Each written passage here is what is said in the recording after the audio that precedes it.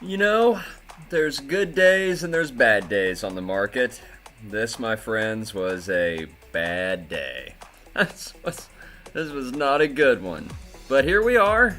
Here we are. We've survived it, right? Things look like they might be beginning to turn around. This was your stock market today. A beautiful, beautiful chart here of today's S&P 500. What is up, everybody? Happy Wednesday afternoon. I hope you all are doing fantastic. I hope you're having a great day. I hope you are avoiding just how the sea of red that we are seeing today. The sea of red. I don't know how else to describe it. Wow, how did this get so messed up? Stand by. Technical difficulties. Fix our screen here. Just nudge that over a little bit. There we go. See if that fixes it ish. I don't know what happened there. Usually it's supposed to save these templates. Liars. Anyway, let's keep moving on here. I'll work on fixing the stream later. Let's see. Anyway, let's see here. There was here's Mr. Kobe's statement on the state of cryptocurrencies right now. I think he sums it up quite nicely here. Let me know your opinion in the chat. As always, this is an open dialogue, and if this is your first time here, make sure you jump over to Twitter. Give me a follow there. Make sure you hit the like, hit the subscribe, ping that notification, as always. All right, where are we here? Let's jump on over to CoinMarketCap. Take a macro look at the overall markets here. See how we are doing. Mic's turned on. Cool. All right, right now we've got overall market cap sitting at $2.3 trillion. We are down about $1 billion from yesterday. Bitcoin dominance continuing to fall down to 42.6% as ETH rises up to 19.7%. But look at this nonsense. ETH gas prices are sitting at 483 gwei right now. Ridiculous doesn't even begin to describe that. I saw reports last night of people having to pay $2,000 in gas prices for a $20 transaction. Does that sound like something you want to invest in? Guys, this is a quick disclaimer. If you're an Ethereum fan, you may not want to tune into today's show. You might want to change the channel because I'm probably going to spend 90% of this entire show railing against Ethereum and their developers Let's keep moving on. Binance Coin down 3.3% on the day. Dogecoin down 7% on the day. Cardano up 0.06%. XRP down 3%. The Internet of Computers down 21% today. Good lord. Good lord. Polkadot up 3% and Bcash down 2%. Overall, pretty red day. Pretty much everything is in the red today. Not a whole lot that's green, and if it is, it's not green by much. Aave up 22%. We've got a story about Aave that I believe is driving this price action. Let's see. Yep. Polygon up 15%. Good to see them bucking the trend. Somebody's got to do something about the ETH gas prices, right? All right, let's jump on over to DeFi Pulse. We'll take a look at the Ethereum TVL here. 88.7 billion locked into Ethereum DeFi. That's pretty impressive. Uniswap looks like it flipped Curve Finance finally. It was looking dangerous for him for a couple days there. That was right after the V3 launch. Maybe that was people migrating over. But yeah, there's your TVL, just kind of hovering around all-time highs for Ethereum. And then we've got DeFi Station over here. Looks like our TVL is really starting to come down quite a bit on the Binance Smart Chain right now, and it's just simply a byproduct of money getting sucked out of the system and into other things right now. We know what those other things are. We're not going to crap on them. We know what's happening. No need to point it out. But yeah, you can see TVL definitely rolling over here. Pancake down to 9.5 billion, which, you know, that's where we were literally last week, so call it rolling over might be a bit much. Take a quick look at Bitcoin here on the 5-minute chart. You can see what happened today. Oh, I should have scrolled down on my Twitter because I made a prediction earlier. I predicted that the second 3 o'clock hit, that the markets would correct. And here you are. By 3:15, we're taking a look at the 5-minute chart. By 3:15, we corrected, and we're back on the uptrend. This was right here. This was where we opened today, right here, and we sold off all day long, right alongside the stock market. As the stock market sold off today, so did the crypto markets. But the second the stock market closed, crypto begins its recovery. It's the same pattern we've seen every day now for the past month, 2 months, 6 months. Something's going on. Every time the boomer market's open, the crypto market gets crippled. But the second 3 o'clock rolls around and those markets close, crypto begins moving up. I put my tinfoil hat on. I have theories. All right, let's get into it. Get into the headlines. These are not pretty today. We had a whole lot of really terrible things happen today, all at once. But we'll start here. Vitalik Buterin. If you don't know who Vitalik Buterin is, he is the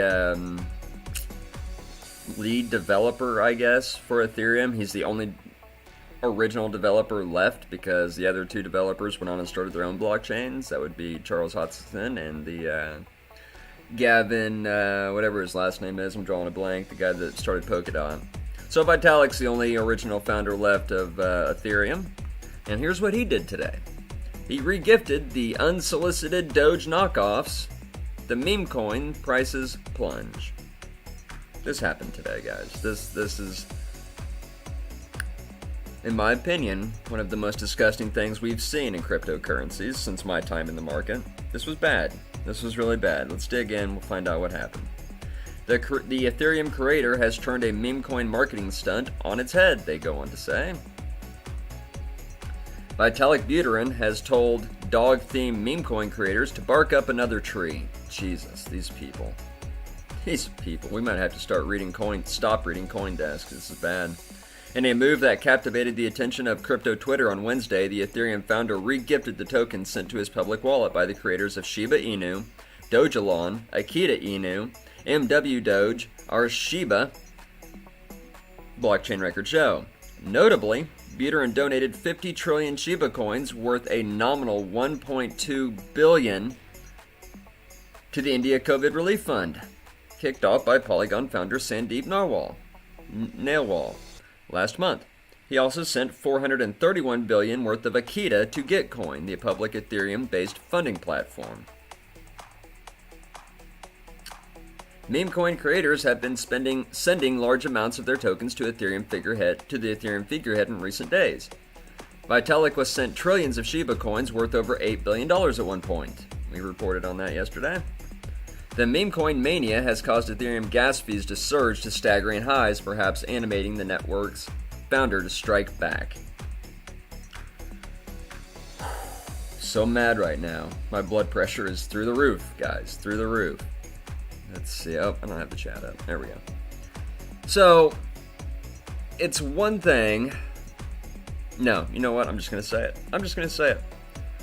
How are you going to blame people that build tokens on your network for your fucking network being broken? How is that a thing? How is it Shiba Inu's fault that the Ethereum gas fees are through the roof? Why is it Shiba's fault that your fucking network is broke? That's what I need explained to me.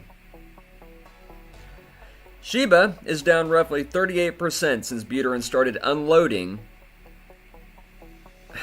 but still boasts a market cap of $9 billion. The coin has had more than $7 billion in volume in the past 24 hours. This tweet here from Sandeep. Thanks, Vitalik. One thing we have learned from Ethereum is the importance of community. We will not do anything which hurts our community, especially the retail community involved with Shiba. We will act responsibly. Please don't worry, Shiba holders. Do you guys see what happened here? Do you understand what's happened? Vitalik rug pulled the entire crypto ecosystem today. That's what happened. So this is all very poorly worded because, for one, these weren't really gifted to him. These were LPs. These were liquidity providing positions for those tokens in question. So if we come over here and we can look at Vitalik's fucking wallet, because, you know, that's public, we can see that, you know, where'd it go? Is this in? Ah, right here. Here it is. He pulled the liquidity out from under these people. All these people that invested so much money into Shiba coin, Akita coin, what the fuck ever coin, does it really matter? He decided to go ahead that it was his responsibility to police the entire crypto ecosystem and remove the liquidity from these pools when they were sent to him in good faith. Folks, I'm so mad right now. I'm so mad. I hate Vitalik. I hate the Ethereum network. I hate everything that these crypto-rich millionaires fucking stand for in their gated community. I'm so mad. And you should be mad too. You really should. I don't own Shiba coin. I had no skin in that game whatsoever. It is the principle of the matter. Who the fuck does he think he is? How is this his responsibility to police people? This is no different than the American government coming in and saying, guys, we're here to protect you. You guys aren't smart enough to make your own trades and do your own research, so we're going to be here to protect you. These regulations are now in place to protect you because you're too stupid to figure it out. That's what this feels like. It's like, since we can't protect ourselves, no, Lord Vitalik's going to come along and rug pull everybody. So this is bullshit. This is bullshit. I think Vitalik should be in jail for this. I really do. So many people lost so much money on this. Millions of dollars were lost today because of this bullshit. And what's even worse is if you go over here to Twitter and you start scrolling through here, you're going to see a list a mile long of people in the crypto community cheering Vitalik on, saying that this is, oh, Vitalik, you're our hero. You're our savior. Lord Vitalik, go fuck yourself. You can absolutely kiss my ass. Everybody out there that is praising Vitalik for this, fucking sell all your crypto, get the fuck out of this community because you obviously missed the point. Moving on.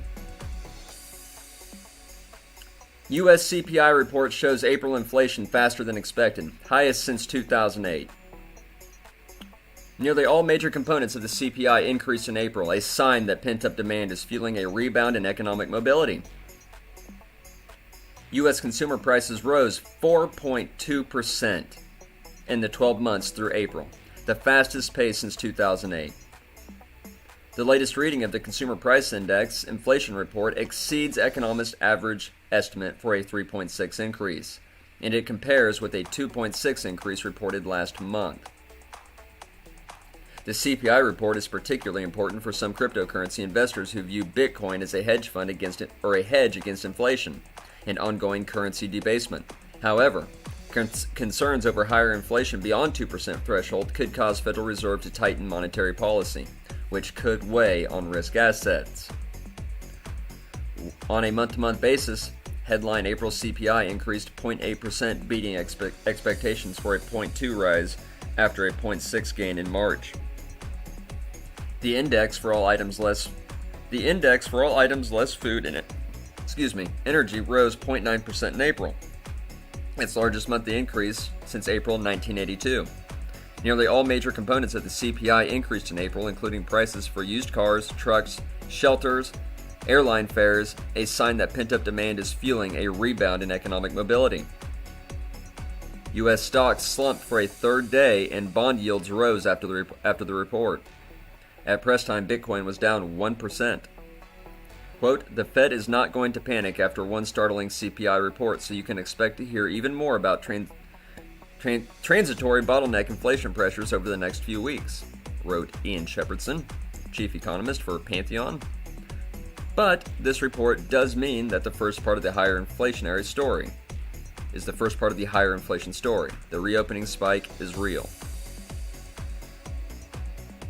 Robert Frick wrote, "In looking at different categories, you can dismiss many price gains as temporary, which tilts the argument against persistently high inflation, but doesn't dismiss it entirely." Long story short, if you didn't already know, inflation's here. And the Fed saying that they were going to keep it below 2% or try to keep it below 2%. Whoops. 4.2 is where we're at. And, nobody believes the CPI report anyway. And for the most part, most of us tend to take that CPI report that we get every month and multiply it by 4. And that tends to give you what the real inflation rate could be. So it's more like 20% right now, guys. It's look around you. Go check out lumber. Go check out copper. Go check out prices at the grocery store. 20% across the board. Everything's up. Moving on. SEC pours cold water on Bitcoin futures market. In a statement, the SEC Division of Investment Management called investors to exercise caution in the Bitcoin futures market. The U.S. SEC has issued a statement urging investors to exercise caution. The SEC statement comes as it is considering at least 8 high-profile applications for a Bitcoin ETF. The U.S. Securities and Exchange Commission issued a statement about the futures market, calling for investors. In a statement, the SEC Division of Investment Management, quote, strongly encourages any investor interested in investing in a mutual fund with exposure to Bitcoin futures to carefully consider the risk disclosure of the fund, the investor's own risk tolerance, and the possibility, as with all investing, of investor loss. Well, no shit. Thanks, SEC. I'm so glad you're here to protect us. Bitcoin futures allow investors to gain exposure to Bitcoin without having to hold or store the cryptocurrency itself. Like any other futures contract for a commodity or stock, Bitcoin futures give investors the chance to speculate on the future price of Bitcoin. In the SEC statement, Bitcoin futures are described as highly speculative. In addition, the SEC warned against price volatility and scams in the wider Bitcoin market. Quote, investors should consider the volatility of Bitcoin and Bitcoin futures market, as well as the lack of regulation and potential for fraud or manipulation in the underlying Bitcoin market. Sure. So, I'm not going to continue reading this FUD. That's all this is. It's just the SEC putting FUD out because obviously major institutions are looking at loading up their books with Bitcoin, and we got to bring that price down. Moving on. In more SEC FUD news, staff calls Bitcoin, quote, highly speculative. Cool, we just read that. Not reading that again. Next up. Ether touches $500 billion market cap for the first time, overtaking JP Morgan and Visa. The milestone came as Ether hit an all-time high of over $4,370. Ether, the native cryptocurrency of the Ethereum network, passed the market cap milestone of $500 billion Wednesday morning. Cool. Good for you, Ether. You don't deserve it. You have not earned it. Your network is crap. Next up, Aave has a private pool for institutions testing DeFi. Stanley Kulichov has confirmed that Aave is testing out a, quote, private pool for institutions. Aave is a lending protocol on the Ethereum network, for those of you who do not know. If you're familiar with Venus on the Binance Smart Chain, which I encourage all of you to be, it's like having a Swiss bank in your pocket. But it's like Venus, but on the Ethereum network, so you're paying, $1 million in gas fees. Institutions are beginning to use Aave. Stanley confirms. Stanley, whatever his name is. The DeFi protocol's founder revealed the news after an Aave posted message on Twitter expressing concern that anti-money laundering warning had appeared on Aave's homepage. He explained that Aave was still fully decentralized and the text had appeared in the wrong place. Quote, the text is actually incorrect and relates to another pool we're testing out. Another user replied, asking whether the specified pool was for testing out compliance features. He then confirmed that the message was related to a private pool built for institutions to practice, quote, before aping into DeFi. Oh, good lord. So yeah, Aave has set up a private pool that us poor people can never see, that institutions are using to, quote, test DeFi. Moving on. That also explains why Aave is up 22% today, I believe. This was big news. This was really all over the place. MoneyGram, never heard of them, to allow Bitcoin buying and selling across retail network. The money transfer company will debut cash for Bitcoin trades at 12,000 locations after linking up with CoinMe. MoneyGram International said Wednesday it will allow customers to buy and sell Bitcoin. The cash transfer company plans to introduce Bitcoin trades in 20,000 stores across 32 states by Q3. CoinMe's CEO Neil Bergquist told CoinDesk. His crypto firm already facilitates cash for Bitcoin swaps at around 6,000 supermarket kiosks. Cool. Anything that allows people to get their hands on and custody, I should say, their own Bitcoin, I am all for, so fantastic. I've still never heard of MoneyGram, have no clue what the hell they do, but good for whoever does. Moving on. Investment research firm says Coinbase stock could fall to $100. Right. I read this and I immediately thought, wow, whoever's writing this article, I guarantee is looking at adding to their Bitcoin position, Mr. Sebastian Sinclair. We got to drive those prices down. But we certainly don't want to read your bio because you seem to be full of crap. So let's go back to the story. Coinbase's earnings report on Thursday will do little to shift sentiment that the exchange's shares are overvalued, according to new constructs. Okay, first of all, if you're listening to this, let me know in the chat. Do you really think that Coinbase's earnings tomorrow are going to be worse than they were last month? Do you feel like Coinbase is doing worse now than they were last month? Yeah, I didn't think so. I think their earnings report tomorrow is going to be out of the park. I think that, now I'm not saying that their stock price is going to go up, obviously, because I already believe the stock market's fucked, doomed, going down. They should have released a token as opposed to a fucking stock, but whatever. No, I think they're going to smash earnings tomorrow. I really do. I think that the fees that they collect every month, obviously, I pay those fees, so I know they're making money. And I know that there's far more people in the crypto space this month than there were last month. So I gotta believe Coinbase did pretty damn good. Anyway, Coinbase shares could fall to $100 or less as the company is unlikely to meet future profit expectations, according to a U.S. investment research firm. Nashville-based firm New Constructs CEO David Traynor, that's the guy who's buying some Coinbase, that's him. Go ahead and write this down on your calendar. We'll find out next month when they do their earnings report that they added Coinbase to their books. Or Bitcoin, one of the two. Should expect this Coinbase stocks to continue to underperform despite favorable yearly earnings. Quote, at Coinbase's current price, the stock's valuation implies the company will exceed the combined value of the international exchange and NASDAQ. Yeah, it sounds like they're doing terrible, Trainer. So yeah, there's more FUD. There was a lot of this today, guys. I mean, between the Vitalik bullshit and all the FUD we got from the SEC and these goddamn boomer firms, yeah, it was a bad day for crypto. It really, really was. And I put this in here because originally I was going to use this story to rail against the Ethereum network and how it was Shiba Inu's fault that the Ethereum gas fees were too high. It sounds to me like the Ethereum network's just broke, and that Shiba's only real mistake was building their project on top of your piece of shit platform, Vitalik. So that's that story. Moving on.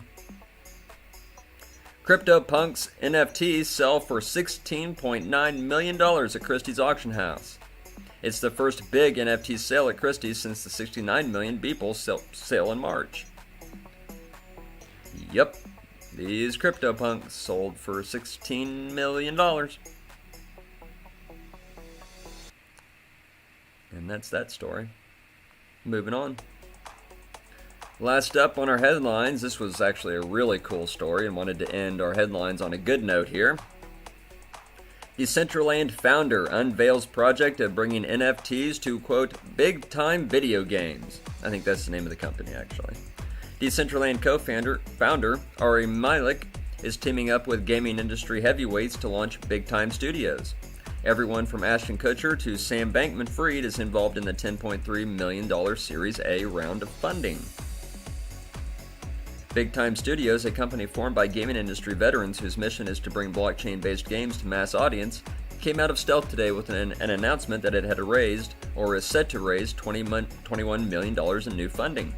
Big Time raised $10.3 million in a Series A round from such investors as North Island Ventures, Digital Currency Group, OKX's Blockstream Ventures, Sam Bankman-Fried's Alameda Research, USDC's Circle, and Ashton Kutcher's Sound Ventures, according to an announcement on Wednesday.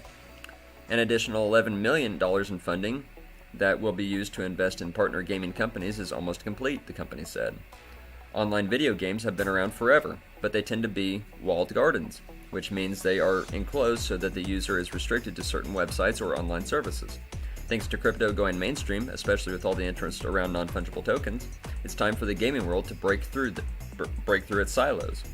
Big Time CEO Ari Melrick, who was previously co-founder and CEO at Decentraland, a virtual reality platform that is built on blockchain technology, says he plans to create the first AAA, or highly rated, action title that allows players to acquire and hold and trade NFT-based virtual items with ease.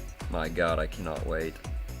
NFT's next step. In 2018, Milik organized Nifty, the first blockchain gaming and NFT conference, where he gained first-hand experience of the sort of complications users run into when they deal with blockchains, wallets, cryptocurrencies, and NFTs. Quote, we knew for a fact that this couldn't scale in the short term to a mass market audience. So we are building tech that gives regular players who know nothing about crypto access to their blockchain-based virtual goods. That means providing hosting wallets and fully managed experience where we custody their assets, and also taking a lot of the transactions off-chain to save gas. Milik said the project is being built on Ethereum, but will, quote, proprietary, I cannot say that word, tech to scale off-chain. Milik is joined by former Decentraland compatriot Thor Alexander, and a founding team that includes key players from games such as World of Warcraft, Call of Duty, and League of Legends. Quote, the market for in-game assets is massive, and yet in today's world, players do not possess and usually cannot trade the items they purchase, North Island Ventures managing partner Travis Schuer said. In-game NFTs can give players true ownership, and their proliferation can bring the metaverse one step closer to fruition. So pretty cool, right? We might be getting some AAA title blockchain games. Pretty exciting. Let's dig into the sticks, find out what's going on out there, see if we've recovered at all. Oh, what do we got here? Looking at Bitcoin on the 5-minute. Let's back out. Take a look at the 4-hour. That always makes us feel better about ourselves. Let's see. Alright, so there's our 4-hour on Bitcoin. You can see we got slammed right back down to our previous floor here that we'd put in at $53,701.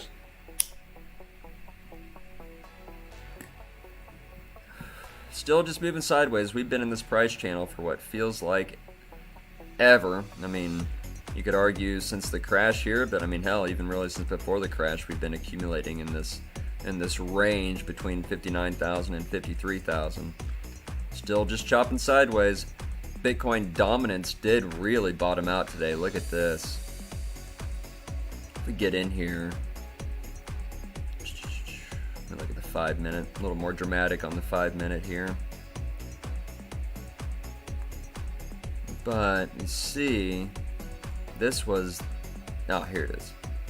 There it is. This was this morning right here. Look at Bitcoin dominance dropping from 43% all the way down to 42% just in one candlestick. That was pretty impressive. I've not seen that before in Bitcoin dominance. So that really caught my attention. Let's take a look at Ethereum. Most hated network in the world with now the most hated developer in the world. I'm telling you guys, today's going to go down in history as one of the darkest days for crypto. This was bad. I don't know how you could be a native crypto person and look at what Vitalik did today and be alright with it. I really don't. I really don't. Regardless of how you feel about Doge, regardless of how you feel about Shiba Inu and all these other stupid-ass dog coins, it's not your...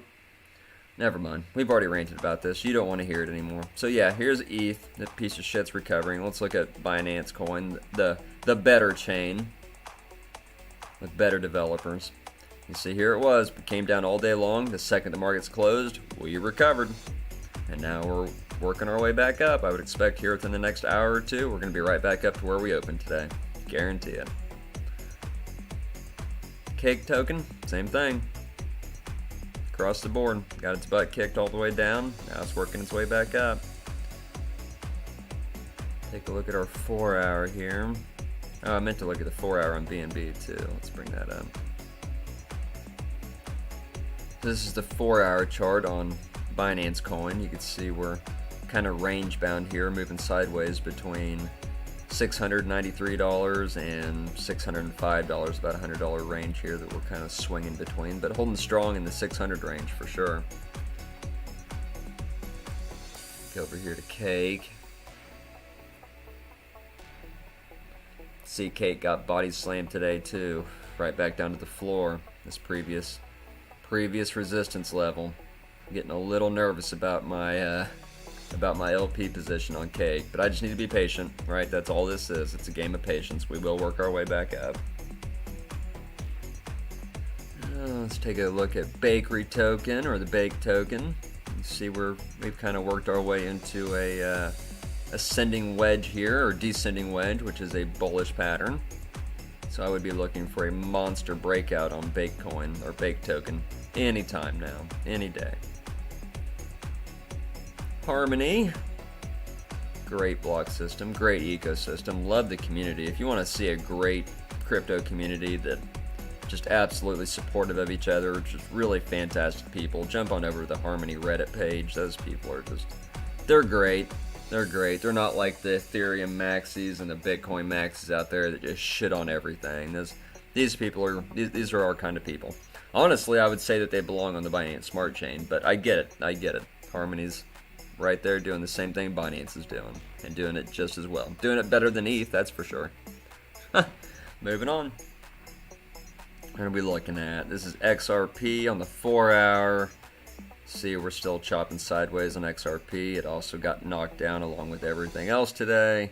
So we're just in recovery mode right now along with everything else. Dogecoin just really getting hammered below that 50-cent level now. Really struggling to stay above it at this point. But I'll tell you, it's holding firm at that 42-cent floor. Is not giving out. People are buying it up the second we get down to the 40-cent range.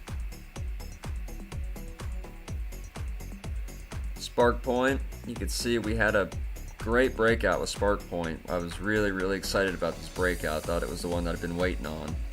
You see, we've had nothing but just shit luck ever since, and we pretty much bled right back down. So, definitely still waiting on SparkPoint to make a big move. They launched their DEX last week. I don't know if I reported on that or not, but yeah, their DEX is live, and I think they've got their pools live too. All right, that's it for crypto. Last up here, we've got, good lord, here's your S&P. It's your 4 hour chart on the S&P 500. I don't know, what do you think, guys? Let's look at the daily.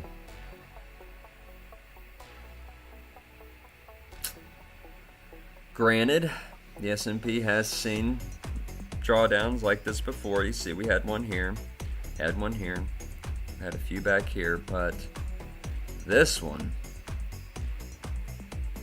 a little different. This one certainly feels different, right?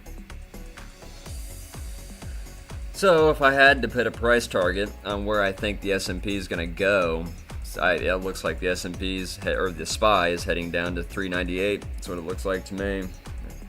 If I was in the stock market, I'd put a short on the SPY, take it down to 398.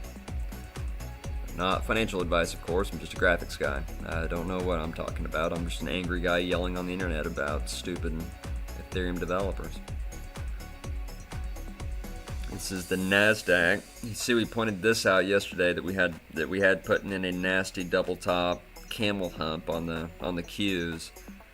So, yeah, NASDAQ is looking pretty terrible too.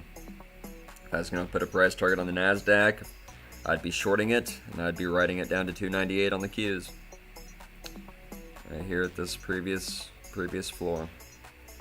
It's going to get ugly, guys. If you're in the stock market, it's going to get ugly. You've got clear reversal patterns across the board. You're putting in lower highs and lower lows. It's coming down.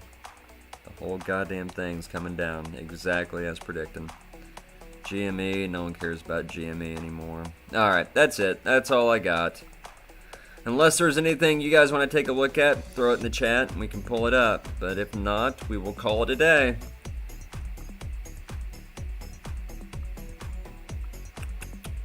Alright, as always guys, if you like today's show, please do me a favor. Hit that like button, hit that subscribe button. It really helps me out, helps with the algorithm, helps get this content out so more people can learn. Or just so more people can hear me yell, right? Yell and cuss. If anything, I hope the show was entertaining. If you didn't learn anything today, I hope that you at least got a laugh out of my anger. I hope that was something. Alright guys, thank you so much for hanging out with me. As always, we'll do it all again tomorrow. Have a good night, everyone.